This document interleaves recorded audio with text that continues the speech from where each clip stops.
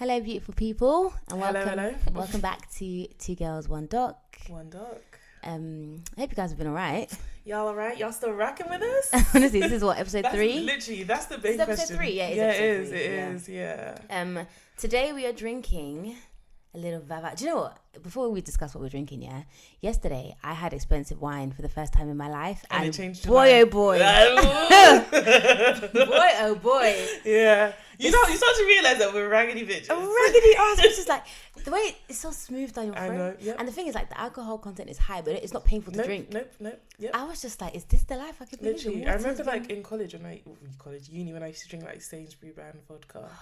I didn't buy this, by the way. This was my associates.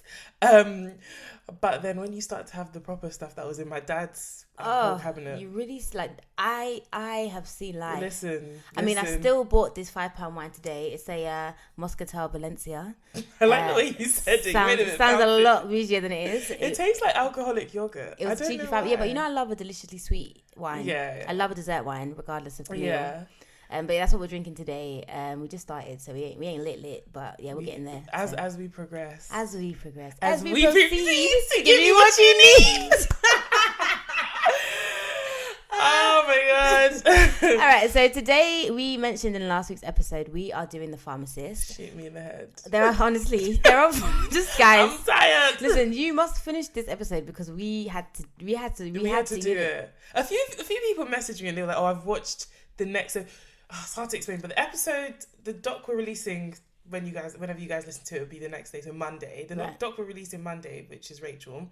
People were messaging me like, "Oh yeah, like I've watched the documentary." Oh, so what you're saying is people watched Rachel Devise. Yeah, okay. And then they're in preparation for us. So, nice. Really nice. So you guys have to have the same energy with this one. Yeah, honestly. That's basically what I'm saying. You have to suffer with us. And if you haven't, if you're here now, you might as well continue listening in it. But like, I hope you've watched it because you will feel the feels that we're feeling right now. There are 4 episodes for us to endure. We enjoyed the first 2, and that's what this is going to be about. And just depending on how we feel, perhaps we'll do 3 and 4 for next week. If you make it this far. If you make it this far. But yeah, let's get into it. Okay.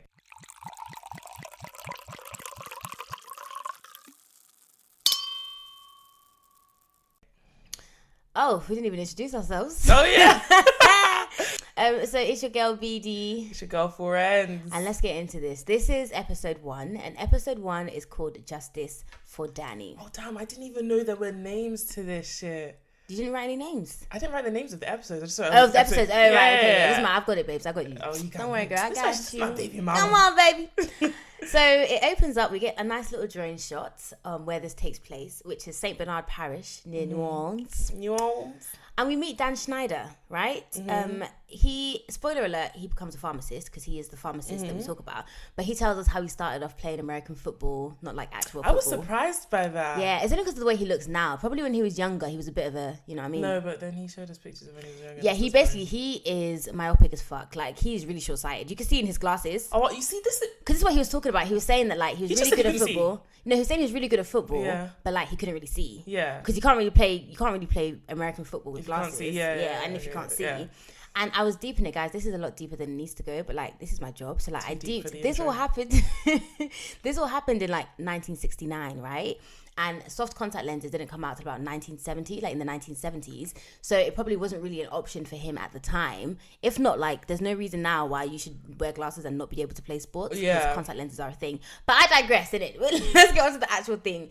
I put down that he looks like a typical Southern grandpa. Like, he kind of... Like a friendly grandpa. Yeah, like, he reminds me of a cross between, like, the fried chicken guy, Kentucky Fried Chicken guy, KFC. Yeah. Colonel Sanders. Oh, is that his name? I don't know. I feel like it is. We're not here to give you facts. Is that someone from Cluedo? I don't know. But we're not here to give you facts. It's Colonel Sanders. You guys Google it. We're not here for facts. So he looks like a cross between Colonel Sanders and Santa, but without facial hair. Yeah. Yeah. At this point, I think he's really cute and I like him, but that soon changes, okay, guys? Does it change that quickly for you? Not that quickly. But it changes. Yeah. So he talks about meeting his wife. His wife is called Annie. Typical American love story. They meet in high school. They get married. He doesn't know what to do with his life. He becomes a pharmacist, okay? Then they have their son, Danny, and this is who the justice is for in the title. They have a daughter, and they like this Dan Schneider guy. He's really like, cute in terms of documenting everything. Yeah. He tape records everything. He has loads of video footage. Yeah. Everything. And this is Literally. at a time where this wasn't really that deep. Literally, I was like, if I like God forbid died or something, like there'll be no I say that I've got YouTube, but I mean like there'll be no like home videos of me, or like childhood videos. Like, I remember my dad used to record like when we opened presents on Christmas Day, but then we told him to stop when we got to the age of like makeup and hair. We were like, listen, none of us have our wigs, like can you stop this? Wow. Yeah, my mum didn't do any of that shit, man, and she doesn't even care. But yeah, it was really cute. I thought that was really cute. Yeah. Even with it, like throughout the documentary, you see footage and you see like all this cute stuff, and it's really nice. So where they live, St. Bernard Parish, is really close to this place called the Lower Ninth Ward, which is like hood, innit? It's not a nice place to be. Yeah. And then Dan tells us how he grew up there, but then the white flight happened. So basically all the white people moved to nicer areas, and then the black people came to the Lower Ninth Ward. Yeah, and they moved slums. Because black people were coming in. Like it was really racially charged. Yeah, exactly. And so because not like it wasn't so bad as Rachel, where like, you know, the trees were racist and the roads were racist, but it was still a bit. So in the 80s, we have the crack epidemic. We meet this guy. Crack is whack. Crack is whack. We meet this guy called Jeffrey Hall. I said Jeffrey Hall at this time looks to me like one of those youth leaders. Oh, like one of those like cool guys. Like, exactly. Drugs. Like I could imagine him in a church, like leading the youth. I didn't quite get that. Yeah, he's buff. He's bald, and he's got a beard. What more? Is he bald? He's bald. I thought he had a fade. He never takes off his hat. He's bald. Oh, he had a hat on, didn't he? And you can see from the hat that he's bald, because you know where the hair should start. Yeah, it doesn't start. Yeah. He does. He's still sexy. The hat. Yeah. Okay. So his lower third is Lower Ninth Ward resident. So basically, he grew up in the Lower Ninth. Well, he says he growed up. Oh, so he said he growed up. He growed up in the Lower Ninth Ward, and he considered it hell. Hell, yeah. Yeah, which is really sad. Like you can't control your circumstances as a child, where you're born and stuff. And so he tells us that so all the white people that live in the St. Bernard, which is next door, used to come down to the Lower Ninth Ward to get drugs, and like some of them would get shot, or just it was what it was type thing. So literally, if there was a white person in the Ninth Ward, they were either buying drugs or it was a police officer. Yeah, exactly. Or like a bill collector, like bailiff. Yeah. It was never just like, oh, like this. Yeah, hey, these are my ends, exactly. And then Dan actually says to us back then, with the whole people buying drugs and getting killed thing, his whole attitude was like, my attitude at that time, and I'm not proud of it, okay, was, well, kids shouldn't have been up there. But it's mad because life comes at you. It comes quick. It comes at you quick. So we hear about Danny, who basically says to his family one night that he's going to his friend's house. They're going to go study. This was on the April 13th, 1999. So we don't know what's going on, but next thing you know, it's 2 a.m. and Dan tells us that he gets a knock on the door and that there's two policemen who tell him... They said they found our son in the Ninth Ward in New Orleans. And I said, no, my son's upstairs sleeping. I don't know what you're talking about. Which is really sad, like, because they don't realise that. Yeah, like, literally, I feel like this scene, the emotions were so raw. Like, it was still fresh. Like, you see Danny's mum, and she kind of looks like Roseanne, but blonde. Literally, I said a cross between Roseanne and Ellen. Yeah. Like, she's so cute, and she's just, like, sat there, and she's, like, wringing her arm. Like, you know when you're wringing your hands, like, trying to control yourself? Like, she was still in so much pain. Like, when they realise, because they then go to his room to check, and he's not there. Yeah. And the police say, we found his red truck, and they're kind of deep, like, rah, so what, our son is dead type thing. Yeah. No, they didn't deep then though. They told the police to drive to where the truck was. Oh yeah. And then when he was like, where's dad? And he's like, yeah, he's dead. No, because they thought that they heard he got shot, but he thought he was in hospital. Yeah, so they were like, literally. What hospital was he in? Yeah. Rather than like, nah, he's dead. No, he's not here no more. So we then meet this lady called Shane Madding. Did they call her Shane? Did they pronounce it Shane? They didn't really say her name because people were calling her TT. Yes. It was weird. Well, her lower third is Shane Madding. Yeah. And she's just another talking head who just lets us know, obviously in the hood, you know, snitches get stitches. Mm-hmm. You don't talk to the police. So at this point, I'm thinking, like maybe she knows something about what happened. Just like Jeffrey, because Jeffrey, we find out later, is like a witness to the crime. Yeah. So we're thinking she's a witness, he's a witness, and no one's really trying to talk about what happened because she saw his car. Like she said, the red truck. She saw the red truck, and like her friend was like, "Oh, who's that?" And she's like, "The fuck am I supposed to know?" Like, because it was a white guy in the red exactly. truck. And like we said before, if a white guy is in the Lower Ninth Ward, they're probably trying to buy drugs. Yeah.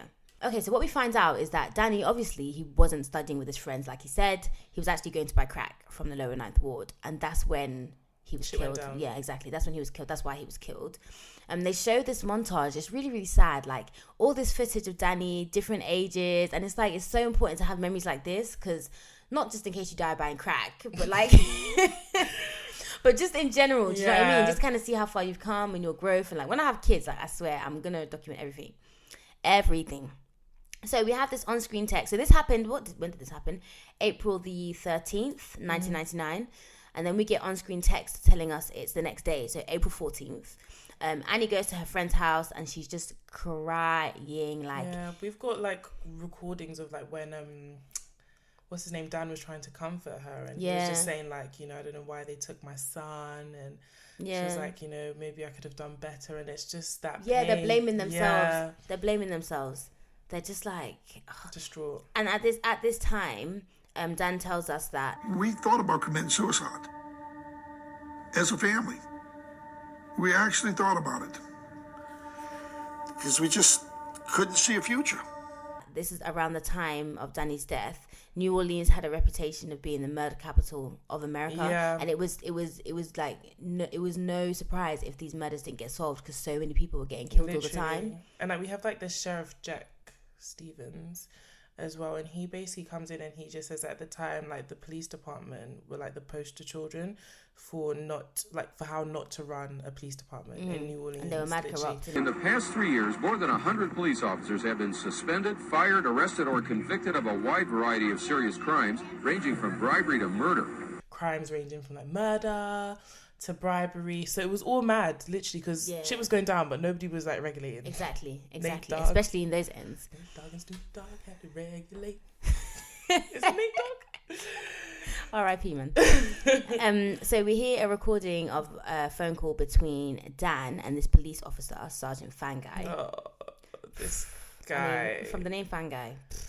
Throw him in the bin. Throw him away. So Fanguy is basically saying this kind of thing happens all the time under the same circumstances, which is a similar view actually to what Dan had initially, where it was like, you should really be up there. These kind of things happen all the time. But Dan's trying to be like, oh, it's suspicious because it's kind of like what a parent would do. He's saying my son's not stupid. He wouldn't have just gone. Yeah, exactly. But Fanguy, like, I'm sure he sees this all the time. He has zero sympathy. He gives zero fucks. And he just says, my son don't want to die. My son is not stupid. Guess what? None of those other people got shot and killed wanted to die either. Guess what? None of those other people wanted to die either. Exactly. Which is trash. Like, that's actually so trash. This is a grieving parent. When I heard the, like, dismissal, I had to go back and confirm that Dan and his family were white. Yeah. Because this is how they be acting to black people. So I was like, wait, white on white crime? Colorblind for real. Honestly. And then Dan tells us that Fanguy says to him, A sergeant lit into me, said, your son's a spoiled brat, your son's nothing but a crackhead. If you go above me or below me, I'll make sure your son's case is destroyed. I said, huh?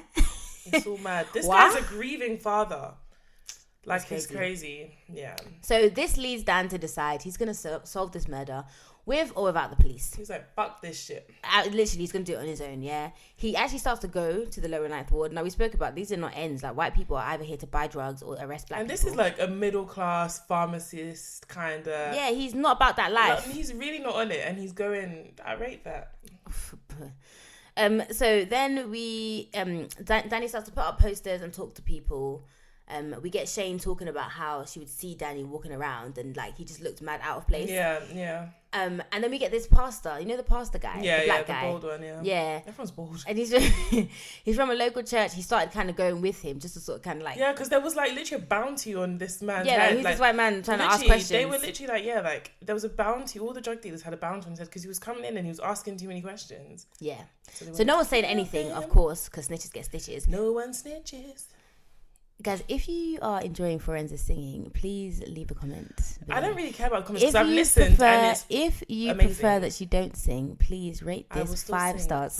I will still sing. So they come, Dan and his family, the friends, all the man them come up with reward money because obviously no one's talking. So they come up now with $10,000 and now people want to talk. Yeah, it's been 5 weeks. Singing like a canary. Honestly, it's been 5 weeks since Danny's killed. Dan gets a call from Sergeant Fanguy and he says, wanted to let you know that we found out who the shooter was on your son's case. Wasn't he so disinterested in that cause? So nonchalant. It's like, oh, just to let you know, we've run out of of toilet roll. Can you please bring some on your way back? Yeah, literally, like, can we give you a margarita pizza? Like, he didn't care. That's how he sounded. Literally, I put it as if he's taking an order at McDonald's. Literally. So we find out there's actually an eyewitness who picked this shooter out of a lineup. So we're like, lit. Someone's seen it. Obviously, no one. I'm sure this guy had seen it, but he didn't want to say anything till there was $10,000 online. But cool, whatever. He said it. So we find out that Jeffrey that we meet at the beginning is actually the eyewitness. And I start to think, this is why Jeffrey's in the dock. Exactly. So I was like, of course, because why is this random black guy here? Yeah, like, literally. Of all the people that live there. I didn't get why any of the black people in the dock. Literally. I get that they lived there, but why did they pick you? Were they additions or what? Exactly. So we found out Jeffrey is 15 at the time of this murder. And what he says is that he was pulling up to the truck on his bike and he was familiar with Danny because he'd sold him drugs before. Yeah, do you know, the first time I watched it, I didn't hear that. So I heard it the second time. Because the first time I watched it, I was like, this poor 15-year-old witnessed a horrible thing happen. Like, I was just thinking, this innocent kid that goes on to be a youth leader. And then I hear him say in the second time watching it that he actually used to sell literally. And I was like... But then remember at the beginning he was saying that where he lived was hell. Like, so it's not... Sometimes like this is just the life that you're in. Do you know what I mean? And uni's not an option. Like school's not really an option or a priority. So yeah, so he's kind of seen Danny around. He sold drugs to him before. But before he managed to get to Danny, another guy approached him. And so Dan is like hearing all of this and says, he says this about Jeffrey. So this guy probably wouldn't have blown my son away, but he probably dealt with my son. Right. So this other guy is Scarface. Someone called Scarface, no Lion King. Scarface. Is that what you thought of? I thought of say hello to my little friend. I didn't think of that. I'm so dumb. Because it's Scar, not Scarface. I know, but I'm so dumb. I didn't think of that. You said it, not me. And yeah, he's really a trifling, good-for-nothing type of brother. Honestly, he's been known for telling me why haven't I found another a baller. But yeah, he's been known for doing things like jacking. What is jacking? Jacking? Just shucking and jiving. No, jacking is like... is it stealing cars? Yeah, like... Oh, like when you jack it with a jack. What's a jack? No, jack is what you use when you've got a flat tire. So what's jacking? Jacking, I assume, would be like taking the car. Like carjacking. Okay.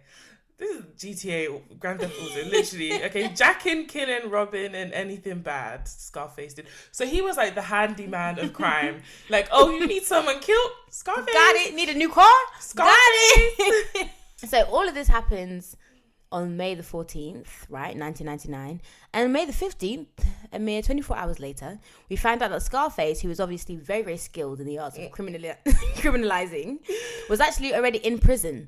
And he had been, literally plot twist, he had been in prison when Danny was murdered.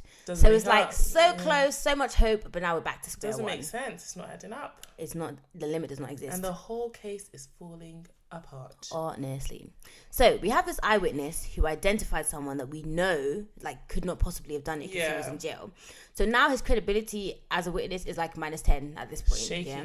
And then we just get Jeffrey just waffling, saying, I didn't actually, know the guy. I knew him, but I couldn't point him out. Like, sir, then why did you talk? What is you saying? What is you saying? Oh no, Jeffrey, baby, man. What is you doing? I was like, Jeffrey, just shut up, man. Literally, nobody thanked you. Men just talk. Like, he was waffling. Literally. Waffling. But we do learn a bit more about Jeffrey. We do. And this bit is kind of like trigger warning abuse. So his mum was a drug addict. And this is kind of what led him to run the streets because she was quite abusive. And then there was like that day where she took his hand. He took her drugs to hide it. Yeah, he threw away her drugs because obviously he's deep in that this is the stuff that makes you bad. Yeah, exactly. And then she took his hand and called people, and then she put his hand like on a fire, stove, like on the stove. So he'd been through it. Yeah, and he tells us from that point he was on gang shit, like gang life. Like, that was his thing. Yeah. We get this recording. So like we said before, Dan records everything on his tape recorder. And we hear this recording of Dan praying that Jeffrey will actually testify and praying that the Lord protects him if he does testify. Yeah. It just makes this whole thing really, really sad. Mm-hmm. At one point he says, please, I know you can't give me my boy back on earth, but you could have an effect on this young man. I know you can't give me my boy back, but you could have an effect on this young man, as in Jeffrey, because he doesn't want Jeffrey to be scared of the whole snitches get stitches thing. And he just wanted him to testify. Yeah, he just wanted him to testify.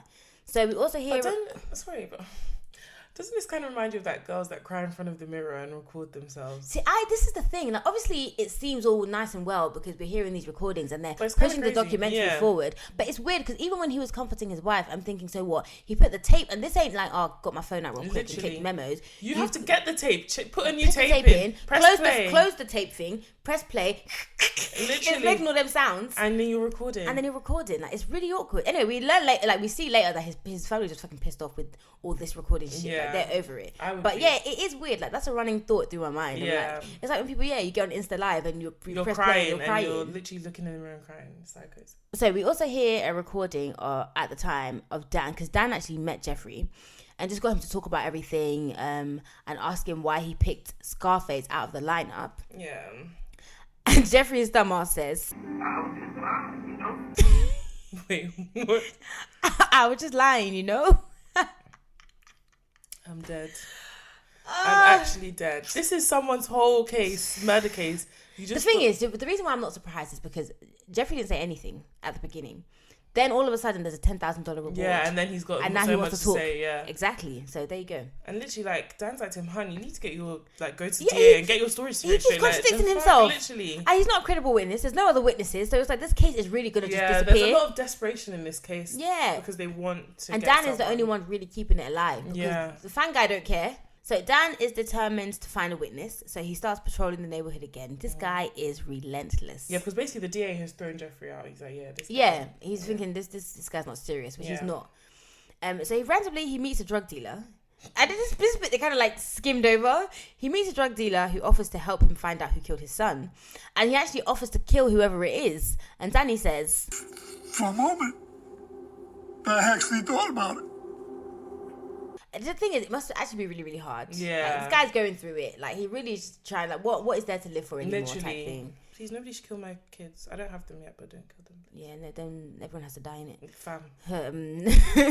So he starts, this is how you know this is like back in the day, yeah? He gets yellow pages. Oh my gosh, yes! Basically the equivalent of yellow pages. Literally. And starts calling every man's getting rung. Literally, in that block area of where his kid was Which is mad to think that you can just get someone's number from... Anyway, that was when it's house numbers, isn't it? No, but you can still get people's numbers from their electoral roll online. Don't tell them that. Oh shit, you can get their addresses too. I'll find you. What's that thing he's on Taken? I will find you and I will kill you. Good luck. So everyone he called, they either weren't home, the number didn't work, or they didn't know anything. He records all the calls. But anyway, the last call, it's always the last call, conveniently. The last call he makes one particular day is to our dear friend we met at the beginning, Shane Madding. Who's probably frying chicken. She looks like she fries a lot of chicken. She looks like she cooks really well. Yeah, fried chicken, collard greens, cornbread, mac and cheese, all that good stuff. You name it. This whole episode made me really hungry because it reminded me of like Louisiana, like fried. Yeah, New Orleans. Yeah, like Popeyes fried. If I was going to go anywhere in America to eat, it'd be New Orleans or Atlanta. Just to go, or to the south, actually. Them Texas Louisiana has really good food. Yeah. Literally. Yeah, I was just thinking of Popeye's chicken the whole time. I'm on it. You name it. I got greens, beans, tomatoes. So he calls Shane Madding, and Shane says, now he got my number. And you could tell she's just over it. She's like, over it. I don't even blame her. I do not even blame her. So it turns out that Shane is actually the one who called the police when Danny got shot, because she was there. She was an eyewitness. She was there. She saw everything. Yeah. She also tells us actually she's spoken to Crime Stoppers, but like nobody took it seriously. Yeah, nobody took it seriously. They didn't really do anything. Don't nobody care. And I think it's low-key because of where it happened and what the situation was. It was kind of like, okay, another crack addict, whatever. So Shane tells us that on that night, I was standing in front of my mom's house, me and a guy friend. I looked to the corner because I saw headlights and I seen a little red truck. She sees Danny because she remembers it's a white guy. And then she sees the dealer flag him down and they drive around the block and come back again. And they stopped on Dolphin and Forstow. I saw the dealer get out of the truck and run to the driver's side. So then she sees the car stop and the dealer gets out and then runs to the driver's side. And then it looks like Danny's trying to get away. Then she hears a pop, one shot. And then she tells us that everyone says he was shot twice, but she knows it was only once because she was right there. Yeah. Like, this is what a credible witness looks like. Sounds like, yeah, literally. This is a credible witness. She's like, I ain't gonna check, but it was only once. Literally. And so she says that after this, she sees the shooter running and notices that he drops the gun down a drain. And she says, I saw the killer. He saw me. And she basically tells us that it wasn't actually Scarface. Scarface wasn't the killer. So she tells us that it wasn't Scarface. She says Scarface wasn't the killer. Mm-hmm. So now we're thinking, okay, so who was the killer? Who done it? And she says, Jeffrey was. Dun, dun, dun. Jeffrey was. Oh my god! I screamed. Oh my gosh! I actually screamed. Yeah, I did actually scream. I actually screamed out loud. The literally heightened. I screamed out loud. I was like, "You raggedy bitch!" And I watched this twice, yeah, literally. And I screamed both times. And okay, you I screamed both times.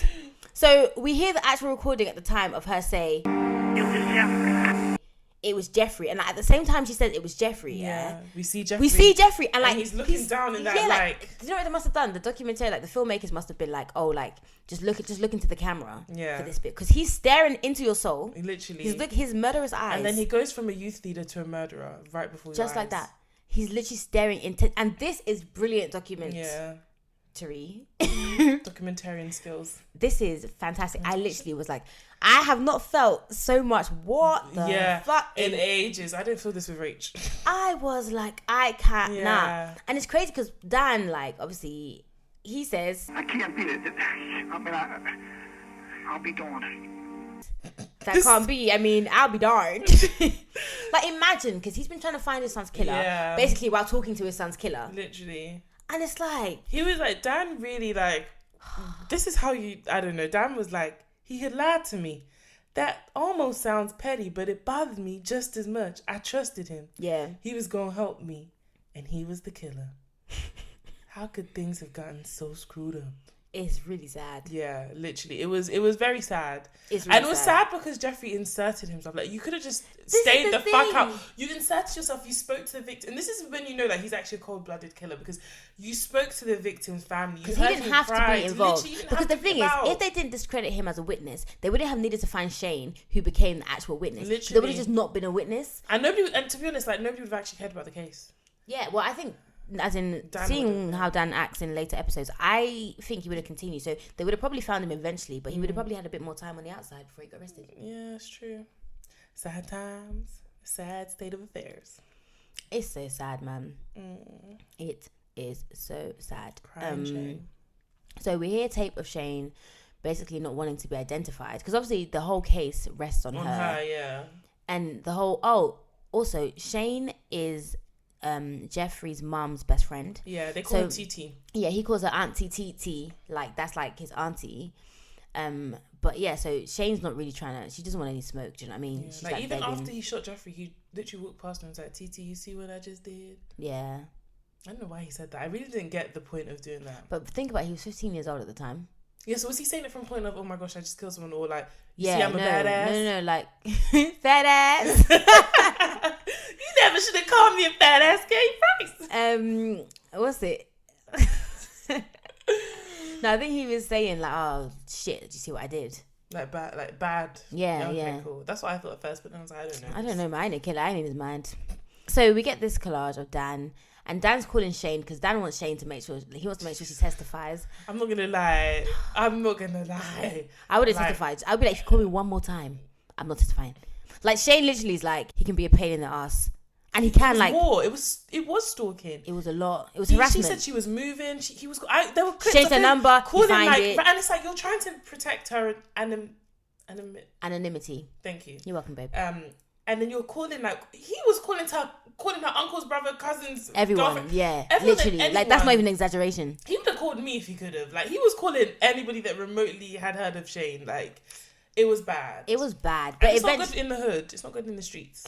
And the thing is, you're gonna go back to the nice little suburban area and live your life, but literally, she's in the shit. In the thick of it, exactly. and everybody already knew. But eventually, she goes and she does make a statement, and Jeffrey gets arrested. He's 16 at the time, which is mad. Like, and we see his mugshot, and these Americans, like, I don't know why they look so great. Like, every American looks hella old except for Ariana Grande, who's the only one who looks younger than her age. To age. Honestly, he looks about 25 in that mugshot. He does, and he's 16. Yeah. So now we see Shane, and we hear her saying she's found out that Jeffrey's lawyers told him it was her who sort of ratted him out. Yeah. And so Jeffrey finds out it was her, and he says, when I found out it was her, I was like, wow, Shane, like, dang, I look at you as an auntie, and this is how you gonna repay me? You gonna send me out like this? He is mad. It's not as if she lied on his name. Literally, you killed someone. She said you killed someone. Literally, right in front of her. What did you want her to do? I thought he's was it 16? And then he says, You know what happened if you cooperate with the police? You know, you wound up dead or you did disappear. And I'm like, he said that, yeah.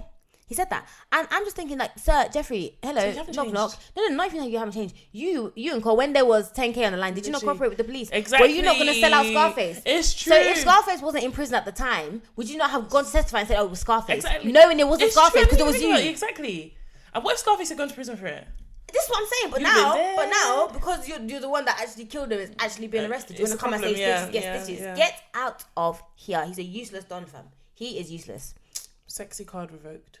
Thank you very much. I'm glad we got here because I was really worried when he was talking at the beginning, but he didn't want to spoil it for the listeners. Yeah, the first opinion was that he was buff. So Shane is getting death threats. Obviously, saying she'll get killed. They put her in witness protection. She gets. I'm thinking everyone's. I swear, bare people have been in witness protection. Like, I want to be in witness protection. I just want to see what it's about. No, I don't think you do. Actually, from that episode of 90210, Brooklyn Nine-Nine. Brooklyn Nine-Nine. There was an episode of Criminal where there was like a episode where they spoke to this witness protection program, the guy who started it. Explaining everything you have to do. And I was like, I don't want to do that. No, I don't want to. Just kill me. But don't remember Brooklyn Nine-Nine when like Peralta and what's the sergeant, the black Holt were in they went to Miami.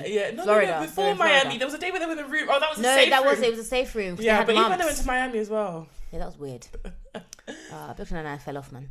So they find her, like you said, they find her. She gets a brick on the window and they're like, oh, bitch, I found you. And that's how episode 1 ends. That's where it ends. That is how episode 1 ends. We got through that quite quickly, actually. Yeah. I kind of felt like, I guess by the time we get to the end of episode 2, it'll make more sense. But I kind of felt like episode 1 could have been condensed a lot into like 10 minutes because it wasn't the bread and butter of what this documentary was about. Like it was what made it start to get to where we got to. But I feel like I do think it was necessary. And to be honest, I had the most visceral reactions from this episode. Yeah, I guess so. I guess it was necessary to discuss like Dan's investigative skills. Yeah, where it started. Yeah, and why he's so like. And his distrust for the police department and also enforcement agencies in general, which we kind of delve deeper into in this episode too. Oh, Dan. Okay, let's get into episode 2. Yeah, let's just do it. Let's just do it. So episode 2 is called A Mission from God. Oh, really? And not the kind of mission that Rachel's parents had where they had to adopt all these black kids. A different mission. One that actually achieves things. Yes. Positive things. That. Let's pour some more wine. So we pick up where we left off last episode. We find out that the prosecution really don't have a case without Shane's testimony. So the threats are getting more and more vicious because obviously without her, there is no case. Shane's got 4 kids and obviously she's scared for her life, but also for her kiddie's life. Her children? Even if it was me by myself with no kids, no nothing, I wouldn't have testified. I would have been like, nah, whoopsie, my bad. I was drunk. I didn't see anything. Peace up, A-Town down. So, okay. Yeah.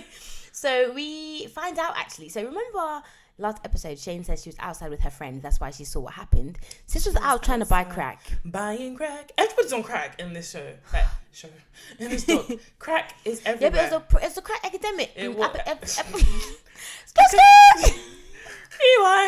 Rewind. Hey, selector. Yeah, it was the crack epidemic. Yeah, was it the 80s? Yeah, the 80s was wild. Everybody was doing crack. Crack city, bitch. Crack city, bitch. That was when that like comedian Rich something said that he put like crack on the end. Oh no, I know who's about with the curly hair. Yeah, on the end of his thing. With the Rich Gate. No. What's his name? Something. Oh, Google it so I can say Richard Pryor. Yes. Is it Richard Pryor? Yes, it is. Richard Pryor put cocaine on the end of his cock, and he used to have sex with his wife. And because it made his orgasm better. This is an 80s. His or hers? His cock. She didn't have a cock. She was but obviously the cocaine was inside the vagina. Yeah. So it eroded her like reproductive organs. Yes, and she couldn't have kids, and she didn't know till like their divorce that he was doing that. Oh, he didn't know that she didn't know he was applying cocaine. He was applying cocaine to the end of his pee-pee. He said, I'm going to use lube. But no. Listen, like... I'm going to use cocaine. Literally, there's Durex for a reason, like... That's crazy. Probably had Durex and cocaine. Cocaine flavored. Cocaine was crazy back then. Maz. But yeah, she was on some crack shit back then. Yeah.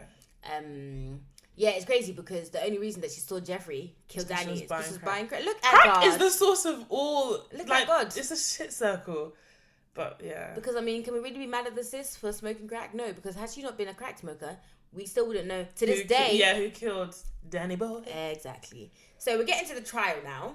Sis is receiving threats and she says she was coming up the steps in the courthouse and Jeffrey's uncle was out there and he was throwing some threats. But fast forward now, she finally testifies and Jeffrey accepts a plea deal. So on-screen text tells us that he was charged with manslaughter, which, like, I'm sorry, if you shoot someone... Surely you wanted to kill them, no? It's not like they could have shot, because think about it, he's in the car sitting down.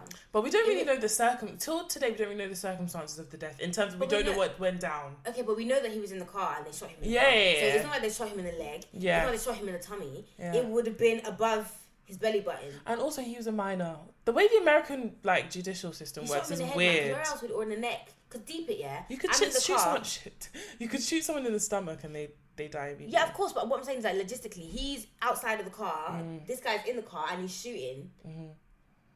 Anyway, either way, I don't think it was manslaughter, but he accepts a plea deal, and he gets a 15-year sentence, and he serves 13 of those years. Yeah, because I was wondering, like, he looked kind of why young, is Jeffrey, like, when I found out, I was like, why is he out? Because he did this shit. Guilty as fuck. Yeah, he's at 29 days. He's still got a lot of life to live, to be honest. He has 3 kids and 6 babies. He can turn his life around. Y'all do the math, okay? It works. Oh, God. Lord. So basically, like, Jeffrey's talking and he's showing a lot of regret.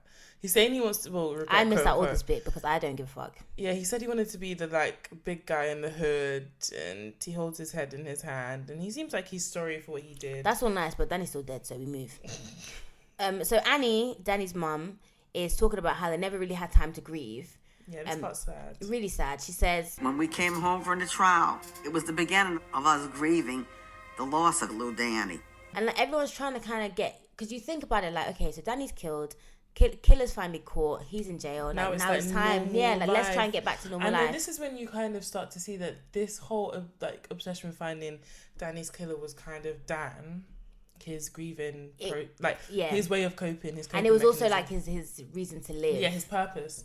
And then it's done. Yeah, so he says, so yeah, and he's a pharmacist, like we said at the beginning. So he goes back to work at the drugstore and he says, I realized how blind I had been to the addiction problem. And he starts saying that he started noticing a lot of kids around his son's age. I started noticing a lot of kids around my son's age. 18, 19, 20, 25-year-old healthy people coming in with high-powered opiate prescriptions. And it's really, really weird because they're all coming in with OxyContin. It's a really strong pain reliever. Yeah. And it's for people with chronic pain. So usually older people who have like injuries from like war or work or whatever. Yeah. And it's crazy. It's unlikely that this many young people all have chronic pain. And because it's such an addictive drug, it's kind of like, oh, why are all these kids sort of on this drug?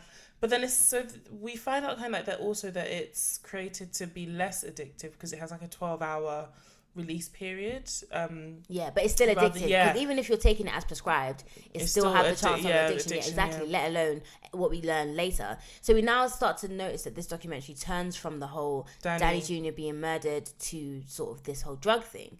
So we hear from this young woman. Her lower third is M, as in the letter M. And I literally wrote, okay, sis, so you don't want your name in this, but your whole face is out. Your whole face is out. So like MNOP, like we know who you are. We know who you are, sis. Like, come on. We know who you are. And she tells us that when she was a teenager, word on the street was it's a pill that, makes you feel like you're on heroin. It's just heroin in a pill. Which is crazy because people would have, this is a legal drug. Yeah. People would have access to it. Larry and Sally down the road had this drug. So did Tom, Dick and Priscilla. So it was very accessible. And literally there's a doctor on this and she says one pill is the equivalent of 6 Percocets. Percocet. Molly Percocet. Hey, mask on. Fuck it, mask on. Hey. Guys, we are here every Saturday. And so we meet Robbie Termini, who He's a young guy. Well, yeah, he's a young guy, and he's actually been prescribed these pain medications because he was in a car accident. Well, he says, when I was in high school, I got into an automobile accident. An automobile accident. And let me just put this out here. I don't know what's with Americans and the word automobile, because remember in Bills, when Beyonce's like, can you pay my bills? Can you pay my telephone bills? Can you pay my automobile? I didn't cook. Can you pay my who? I thought she just did that because like my automobile. Can you pay my car? Is what she says. It doesn't even make any sense. Yeah. I don't know if Americans like we say but car. They also don't say like vehicle. They say vehicle. Please, can you Sir, can you step out of your vehicle? Oh, we love you lots. We love you lots, boy. We love you. Anyway, Robbie's saying how great they make him feel, and then M also says the same thing. Yeah. I'm not gonna lie, the way they describe it, I'm kind of like, ooh, like, literally, I'm like, I don't know, like, I'm joking, guys. Drugs are bad. Don't do drugs. Call Greg. Is it Greg? You're meant to call Frank. You can talk to Frank. You can see I haven't been talking to Frank. Talk to Frank. Robbie tells us how the pill works. So it's like this is what Forenz was saying before. The drug is released into the system slowly, so you kind of get a constant dose throughout the day, as opposed to like just a shot. One shot, yeah. And then they deep that if you chew it, so essentially you're breaking down the pill, so you're increasing the surface area of the pill. Or you can inject this shit into but it's the same veins. thing. You're injecting, you're increasing the surface area, so it gets absorbed into your system a lot quicker. Then you get like a huge rush. Do you know what the thing is with drugs? Yeah, I don't know why. Maybe it's a mental thing, but anything you have to like inject, I don't want it. I'm just like, not that I want anything like at all, but like what I'm just saying is like from the point where I'm having to inject something, and then you're tightening that stupid thing around your wrist to find the vein. It's a whole nother risk, because obviously there's a risk of dying from the drug. Now there's a risk of infection because you are inserting something that may not be sterile into. I don't even like getting blood. It's too much work. Talk about. Yeah, it's too much work. So I don't have the time. You're lazy. Yeah, and if laziness means I'm not on drugs, then cool. Let me be lazy. I need to tell my parents this whenever they talk about like me being lazy. I need to be like, well, you know what? Because I'm lazy, I don't inject shit in my veins. So and you should be happy for that. Other than energy, inject that shit in my veins. So we learn about the doctor who is prescribing Robbie his meds. He tells us that she's recently opened up her own clinic on this road called Chef Mental Highway. And then when Dan hears this, he says, when he said Chef Mental Highway, I knew that was not a medical district. This was a seedy part of New Orleans, not far from St. Bernard. Apparently, it's like a really trashy seedy part. And they have like motels per the hour where, you know, people go to get down and dirty. Between the sheets. Sharing all love. Okay, it's actually enough. It's actually enough. Don't police my body. Don't touch my body. Do you remember from Jane the Virgin? No, I don't watch it. Okay, me neither anymore, but anyway. Yeah, I don't. Yeah, I fell off. Then we see the doctor, and she is black. I was really upset by it. I was really sad. Like, I don't know if other races get this, but like when I see white people probably don't. When I see a black person doing really well, it's like I'm like, yes, sis, go sis, that's my sis. When I see a black person doing bad, I'm just like, why do you have to like? And it's like, you're a doctor, so you already did one good thing. Like, well done, sis. You're up. Med school in America is crazy, and it's expensive in America. And it's like, now you just, I was just like, why is she gotta be black, man? And the thing I don't understand is doctors already make so much money. We get into how much she makes later on. But like doctors in America anyways make so much money. But look at how much she makes. She made nearly $2 million in 1 year. Sign me the fuck up. So now we hear about the doctor. Her name is Jacqueline Cleggett. She was a pediatrician. She now specializes in pain medicine. Hence all these prescriptions for the OxyContin. Robbie tells us how her surgery still has the little kiddie chairs, because obviously she used to be a pediatrician. And Robbie, there's no way he was fitting in a chair. I don't know what. So he was. Robbie's a big dude. Yeah, he was standing waiting. So he describes Dr. Cleggett as charming, pretty, sweet, like all these, you know, nice things. And she would typically prescribe the same 3 drugs. Patients were getting the OxyContin, the Soma, and they were getting Xanax, which was called the Holy Trinity. I know about Xanax takes to Chance the Rapper. And is that what he used to take? Zan, every time Zan. So this was known as the Holy Trinity. Sorry, like, your jaws are shaking. Lord forgive them for this blasphemy, because there's only one Holy Trinity in my life. Amen. Okay? Hallelujah.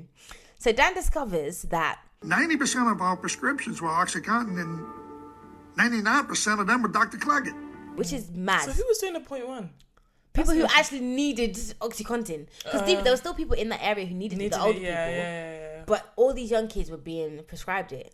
Dan starts investigating, of course. You know what it is? It's almost as if like Dan now has this new lease of life. Yeah. He's still kind of semi-grieving from his son. And he sees these young kids almost as like his sons and daughters. He couldn't save his son. So now he wants to be able to save them. Yeah, because we had that whole thing where like that girl came in to buy the drugs. And Dan was like, because we didn't even speak about how like his boss was getting on to Dan because Dan started asking questions to all these kids about why they keep coming in with these oxy prescriptions. And some girl comes in. Sherry, and then Dan's like, yeah, I'm not gonna like sell to you, but his boss had already like he already fulfilled the prescription. So then Dan had to give her the drugs, and then they find out later that like she died, and then literally she's buried. Like you could see how close her like. I don't understand those tombs. Are there bodies there, or is it like urns, or like? I don't know. I thought that it was kind of like almost like coordinates, so like you could find where they were in the gravesite based on the thing. Because what we're talking about is in the documentary, like it's like a cemetery, but it's almost like imagine a massive wall, and there's like squares on each wall, and each square is someone's name and their date of birth. I thought maybe they had cremated them and put their. Maybe actually. I don't understand, but basically it didn't look like drawers or anything. Yeah. It just looked like a wall. Yeah, it didn't make sense. But then what you're saying makes sense as well, because like I actually never deeped it, but cemeteries are massive. How will you know where your loved one's buried? So that actually makes a lot of sense. That's what I thought. I don't know. I'm not sure though. That's what I just assumed. Yeah, but either way, this girl's buried close to his son, and this is kind of like the fuel in because he blames himself for her death, basically. Yeah, because he says. I later found out she was abusing the pill. She dissolved them and injected them. So like she really went all the way. She did that shit. Yeah, you're guilty. Yeah, so he feels really bad about it. So Dan now, this just kind of spurs him on even more. He's determined to make sure Dr. Cleggett can't keep prescribing these meds. And this at this point is admirable. Yeah, it's like, you know what? I wish there were more people in society because he could easily turn a blind eye, whatever. But and he more actually people cares. Would die. Yeah, exactly. Like this is the thing. It's not that we don't like him. He just does the most. But right now at this point, let's all like him together. It's kind of like Rachel again with the good intentions, poor execution. Yeah, but Rachel's worse. So him and Annie, he recruits his wife Annie. They say, okay, let's go to the office late one night. Hey, let's ride. Literally, I'm down to ride or die. So they kind of want to see what's going on. So Dan's driving. Annie's being a good Bonnie and Clyde. She's holding the camera. And you know the thing about the camcorders back in the day is they weren't even small. It wasn't a phone, yeah. It was a big one. So I'm thinking like she's got this massive thing probably on her shoulder. Because she's a small woman as well. Yeah. And then he's rolling around in this car like, how inconspicuous of you guys. Oh, we get into how inconspicuous it was later. So yeah, it's about 2 a.m. And the thing is, it's so mad because we actually see this footage, yeah, and we can see there's bare people outside. Like, imagine being outside your GP, at 2 a.m. Bare people outside. It looks like a rave. Even when they were going, Annie was like, "What are you talking about? She's not going to be anyone here." Exactly. That thing was a rave. And then the thing is, there's all these people outside. No one looks to be in pain. No one's on crutches. Everyone's chilling. Like, if this was A&E, then maybe like it's been a bad night. Something happened. This is a doctor's office. 3 a.m. is on and popping. It's popping. It's lit, fam. It's litter than raves I've been to. Yeah. In the footage, you can see New Orleans Police Department, police officer in uniform as security. And this guy is black as well, which just makes me think, fam, you're really letting the side down. Do you know what I mean? You're letting the side down. Literally, and Dan says that. I'll be darned, I started investigating Cleggett, and she has a uniformed New Orleans police officer on the doggone porch. She has New Orleans police officers in the doggone porch. And I was thinking about Real Housewives of Atlanta when Nene said that Cynthia done lost her doggone mind.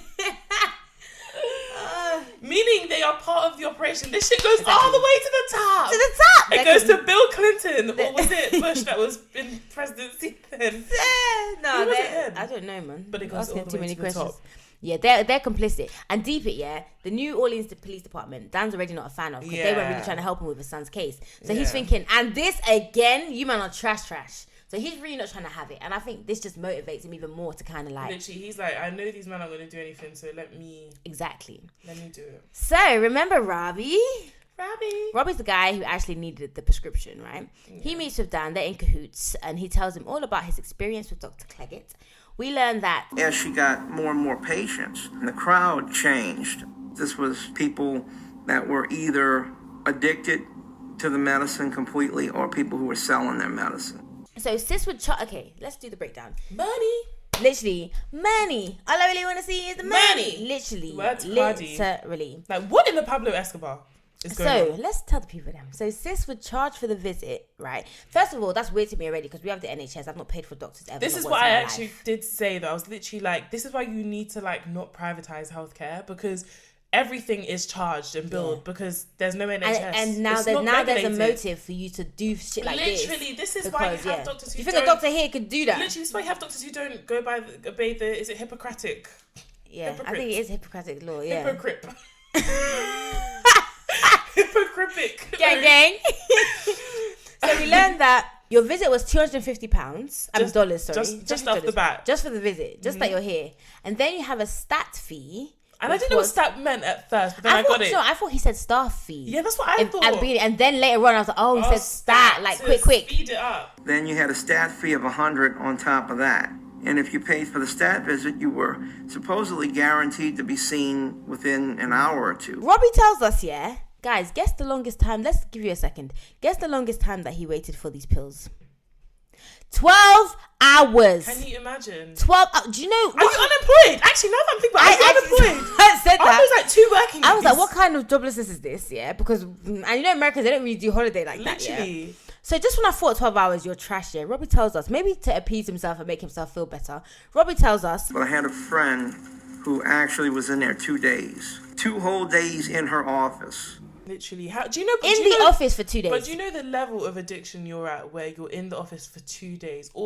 But then some of them weren't addicts. So actually, this shit was so bad that kids were selling in the that office. So kids would literally take the prescription, get it filled, and then come back and sell, and they'd mark it up because everybody there was an addict. Or they would have like drug dealers who would buy the pills, and then sell them to people, maybe like $80 and per pill. M says that like people were fully paying rent, bills, whatever, and still having cash in pocket just from selling these like opioid medication and shit. So we hear from this sheriff guy, and he makes a good point, and he says, from an enforcement standpoint, it made things a lot tougher.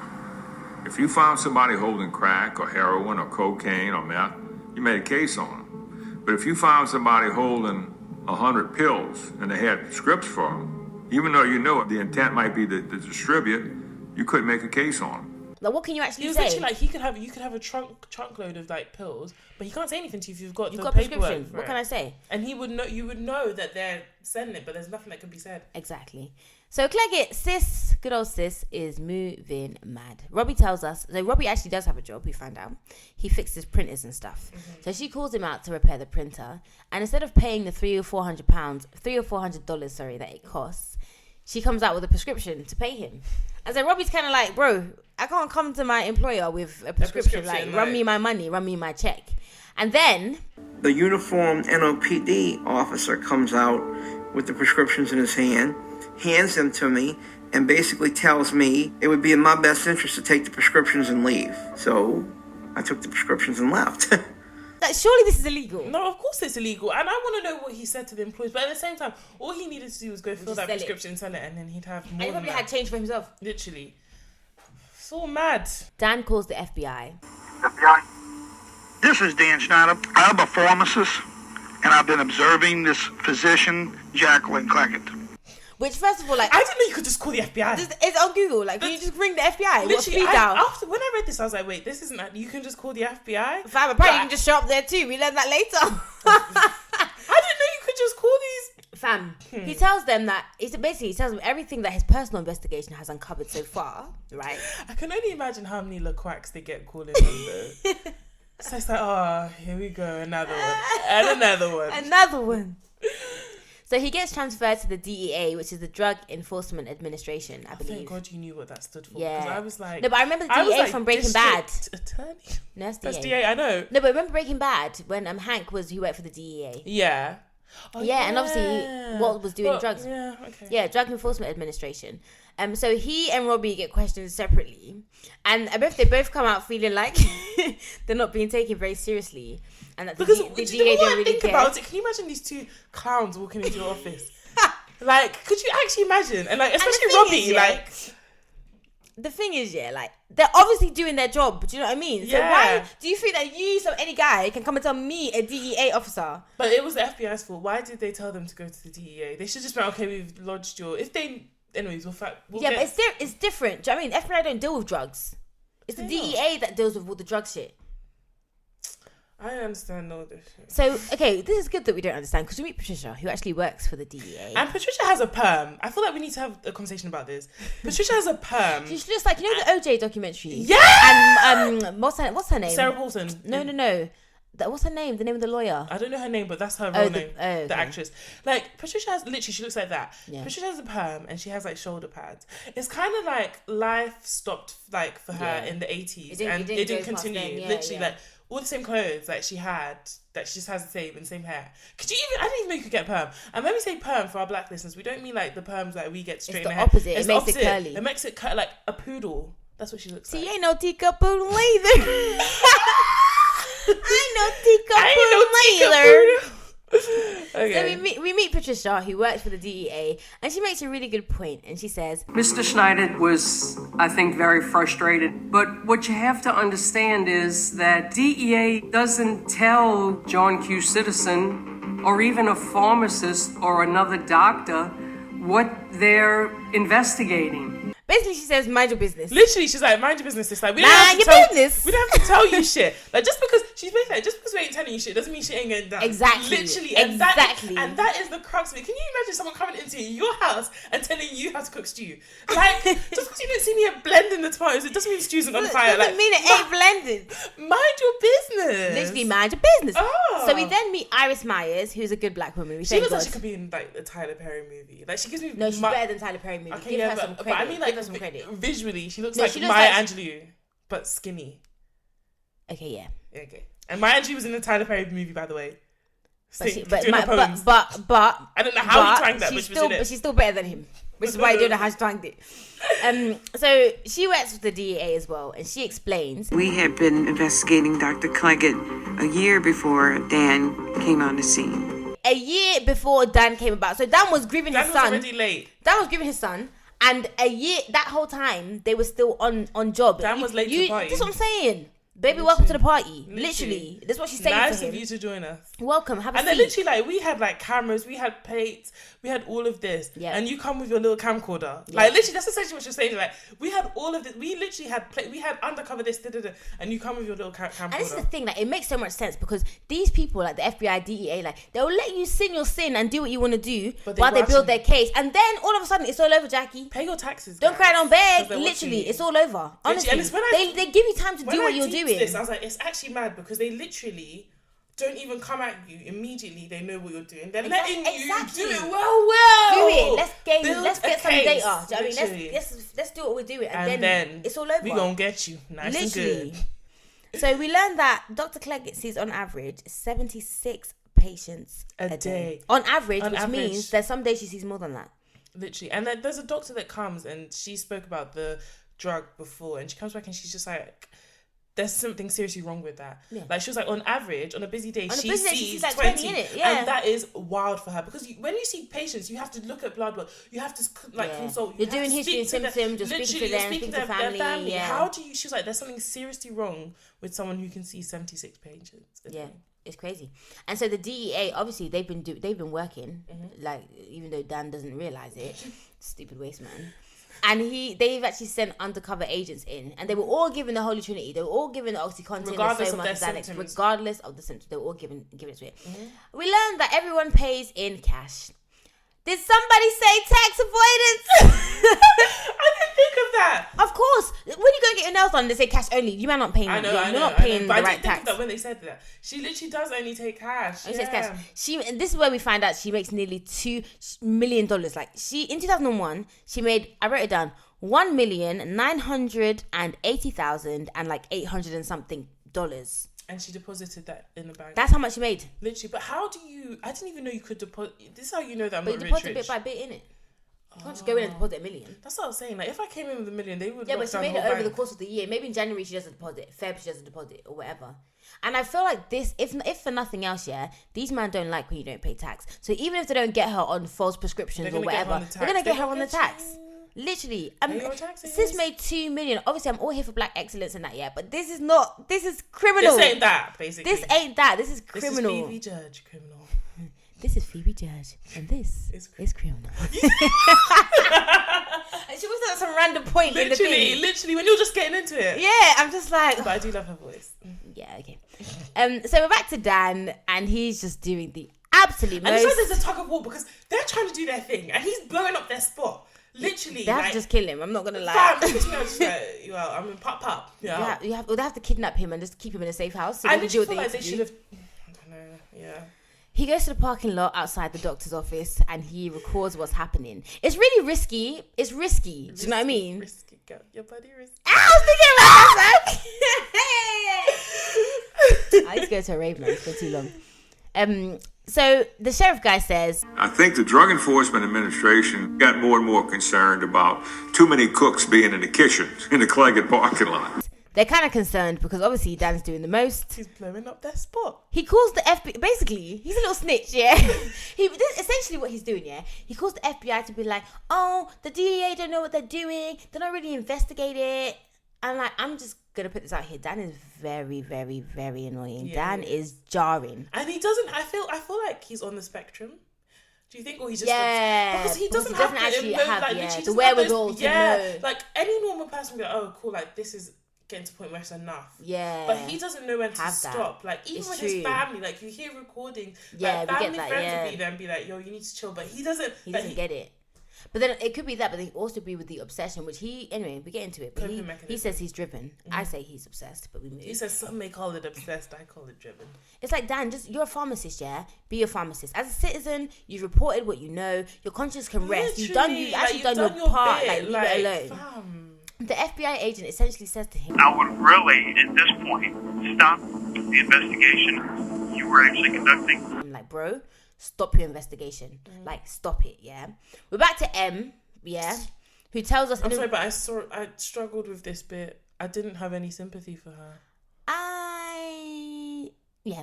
She basically tells us that, it's really long-winded, but essentially what she says is she overdosed on OxyContin when she was 18. She was in hospital for about 3 weeks, but... I continued using after that. Wasn't enough to stop me. The addiction was just too strong. Part of me, like the main me, all of me, really, is like, sis, like, this is... Like, Fix up, look sharp, innit? But then at the same time, it makes me think, addiction must really be a bitch. Yeah, it must have you by the neck. Like, you were close to death. She said she saw death. She was like, oh, hey, yeah, I almost died, but let me pop them pills. Yeah. Literally. So it must really have you by the neck. Because exactly. The way I love life, I cannot imagine, like, almost dying and going back to that thing. That same thing that nearly made you die. Yeah. But that's the thing. That's why addiction must really be that bad. And you will never get it until you're there. So it's easy to say, like, sis, fix up. Do you know what I mean? But you won't get it until you're there. So Dan considers this his mission. He keeps talking about these kids dying, and he's becoming bad vibes. He's been bad vibes for a good 20 minutes at this point. Like, imagine your dad being bad vibes. He is such bad vibes. I get, and this is what I was saying before, I get that there's the guilt because he couldn't save his own son, but he has no chill. Yeah. Like, he has zero chill. Everywhere they go. They were at a fun fair. He was talking about kids are dying. They are at dinner, talking about kids are dying. Like, in the shop, kids are dying. Like, probably talk about kids are dying when he's having sex with his wife. Like, get it together. Get it together. This is what he was saying, What is he doing? He says, I was driven. Other people would say obsessed. I like driven. You were obsessed, sis. Literally. And like, he has this weird tape where he comes in and he's basically saying, like, these kids are dying. And he's given his own son just like God gave his. And this is his mission and, like, his earthly purpose. I was like, first of all, your son ain't no Jesus. Okay? That part. It was just weird. Yeah, it's like, this is, so the episode is kind of drawing to a close at this point, but like, I'm just, like, this is a bit where I was like, I don't even care what happens next. Like, literally, I'm actually so over it. And I think this is when I literally became over it, because it was like, I wish, because the documentary is called The Pharmacist, so obviously he does good, and there are articles on him and stuff like that, so he does admirable work. Yeah. I wish the Netflix documentary had capped how annoying Dan was at a point, because I feel like there was too much emphasis on how annoying he is, and then, like, he's now unlikable. I don't think the emphasis was on how annoying he was. I think the emphasis was on how driven he was, and that made him annoying. No, because even his wife and kids were saying that he was annoying. No, of course, but but that's what happened, and all the footage is essentially his footage. Do you get what I mean? Because all the tape recordings are stuff that he actually recorded. Yeah. The video recording is stuff that he actually recorded. Like, it's what happened. Do you know what I mean? It's what happened. And he must have been unbearable. Let's get into Dan again, right? So the DEA have given Dan minimal information because he's a civilian and he's not entitled to this information. You don't have any clearance.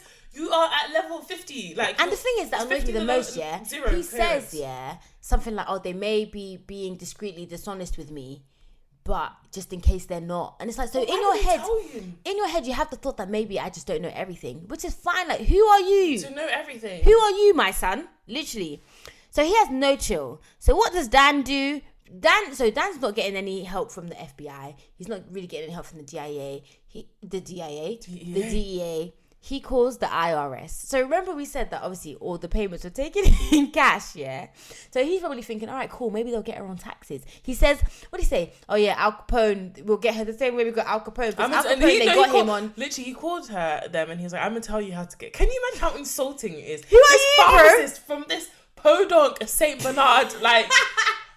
fucking, is it even a town like of 2,000 people? A township. Literally is calling you, okay, to tell you, I'm gonna tell you how to get her. Tell you how to do your job. Can you actually imagine? Don't come into my house and tell me how to cook stew. The caucasity. Oh.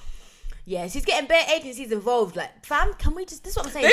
They must all have like meetings at like... Dan Schneider. So what did Dan say to you? He must be the running joke. You know what I'm saying? You better do your job or I'm gonna get Dan on you. Like, can you imagine? Honestly. So luckily for us, this episode is coming to an end. Okay. But it ends in a... And it shows just how obsessed he is. So before we get there, let's vote. Do you think he's paranoid or what he was narrating was really happening? He's fucking paranoid. Okay. We're on the same page. He is paranoid. He is a quack. Why are you so paranoid? Honestly. So we deep how obsessed he is. Obviously, we know this now. For the past 20 minutes, we've been like, bro, chill. And also, sorry, they told him that he needs to chill out because he's gonna get killed. This is like Ninth Ward again. Yeah. Everyone's saying you're gonna get killed. And the thing is, it's the fact that he keeps not getting. I'm not saying you guys should kill him, but the fact that he's not getting killed. He's not even getting shot a little bit. Like just just a little great, just a graze the thigh. Graze the thigh. Just a little nip. Then he'll learn. He gonna learn today. He won't learn, you know. They'll have to kill him. That's the only way he'll stop. Not that they should. I'm not saying that. So we hear that like this whole situation is affecting his relationship with his wife and his daughter. We hear one of the recordings, and his daughter Christy says, "Your life revolves around just this. That's all you ever talk about." You know what's funny? I'm talking quite soft right now, but y'all seem to be yelling. It must be recording right now because all of a sudden he got real smooth. And we get a little glimpse here of like how all his recordings annoy the family. And this is what we were saying before. Like it must annoy them. Like it must really annoy them. And I feel bad for them. Like he is so annoying. Literally the worst. So, like we're all here grieving. We all lost Danny. Do you know what I mean? And everyone's grieving in their own way, but he is so in your face with it. Like, this is my mission. I gave my only son. You didn't give your son. Yes. You didn't sacrifice him on the lamb. Like Isaac was going to sacrifice. Was it Isaac that was going to sacrifice? Abraham was going to sacrifice. Yeah. You didn't do that shit, okay? Like, your son went to buy crack and he got shot. Like, it's unfortunate, but don't make him out to be like a martyr. Like, bro. See, we hear this argument with him and Annie, right? And Dan says, No, stand up.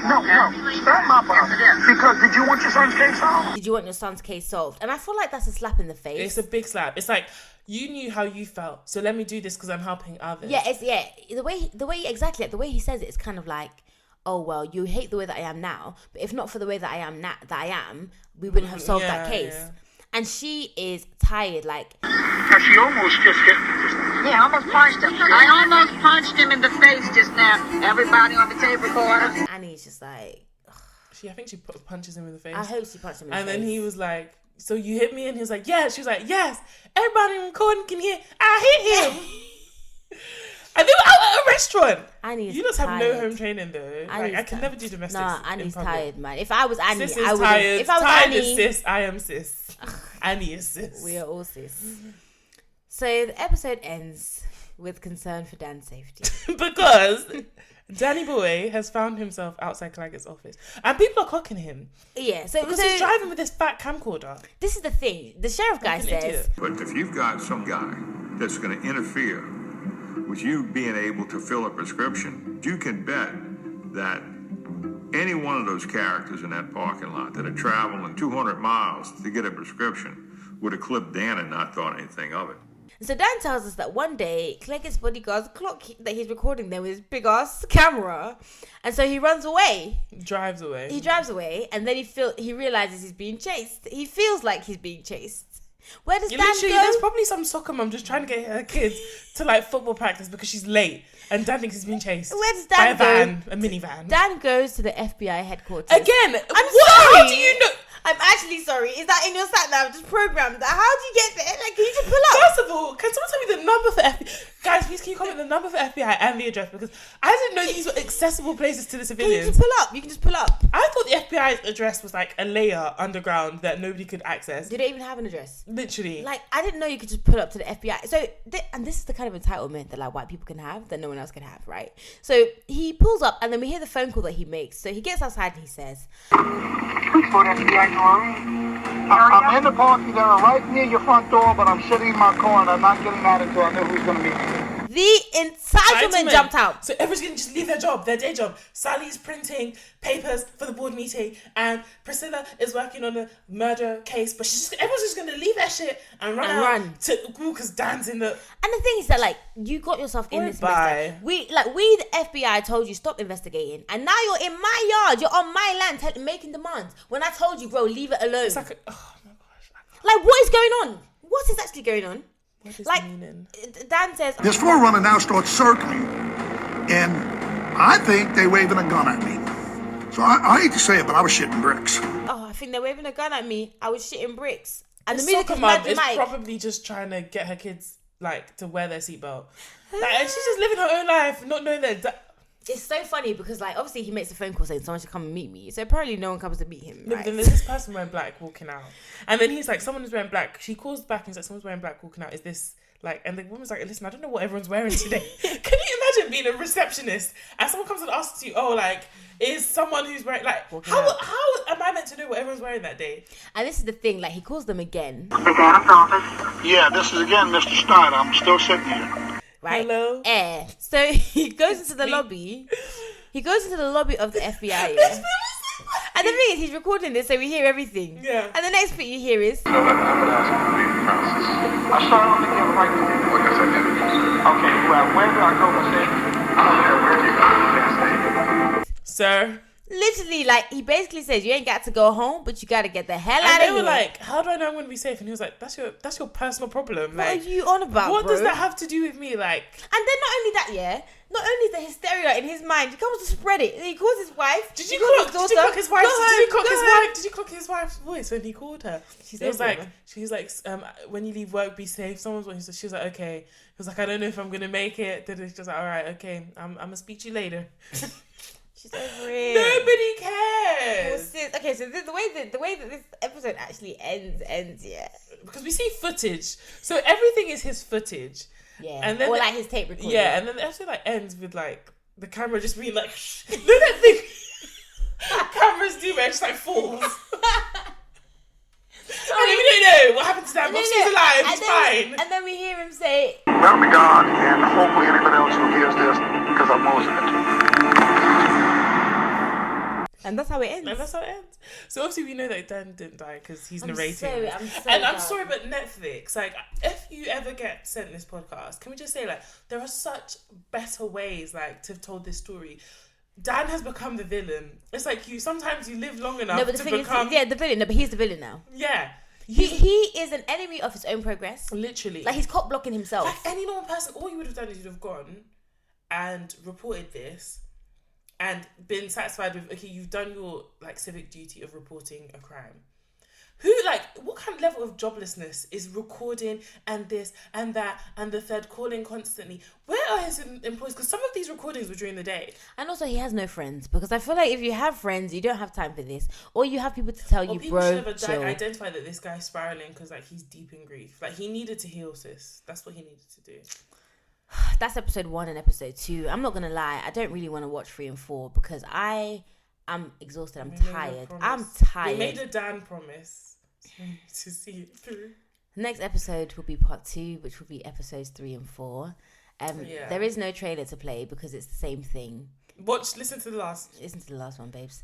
But yeah, you can follow us on Instagram. We sound so defeated. Like, I'm tired. I'm not gonna lie. Like, this documentary really took it out of me. It literally was draining. It was actually and deep. Like, I watched it twice because I wanted to like make sure I got all the details for you guys. I really hope you appreciate. But no, they could have put 2 and 1 into one episode. And this is my fear for 3 and 4, that I'm gonna watch and be like, why wasn't that just one episode? Because it's like I just sort of thinking, what else can happen? This is called Pharmacist. The main crux of everything is him doing this.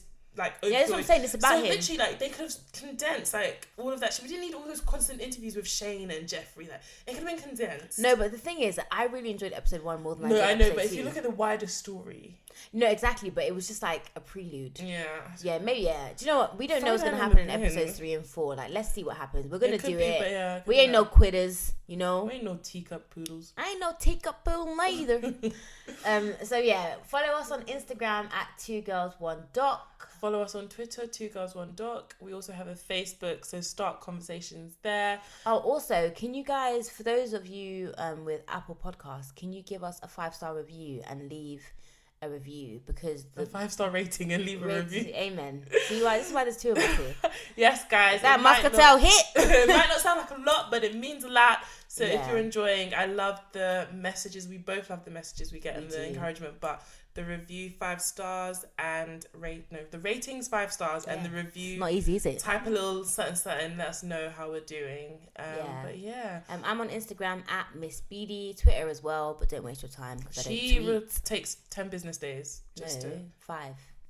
Which one was 5? The last DM I sent you was 10 business days. Actually, that was 14. No, it wasn't. I'll go back and check and I'll confirm. Don't worry. Where can they find you, sis? You can find me on Twitter at 4ends with 1 underscore and Instagram 4ends with 2 underscores.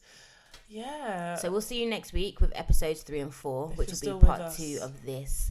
Maybe try and watch it as well so you can understand what we feel. Yeah, I feel like when you watch it, you'll feel our pain a bit more. I'm sure you feel it through this because we really made the song cry. All right, guys. See you next week. Peace out. A-Town down.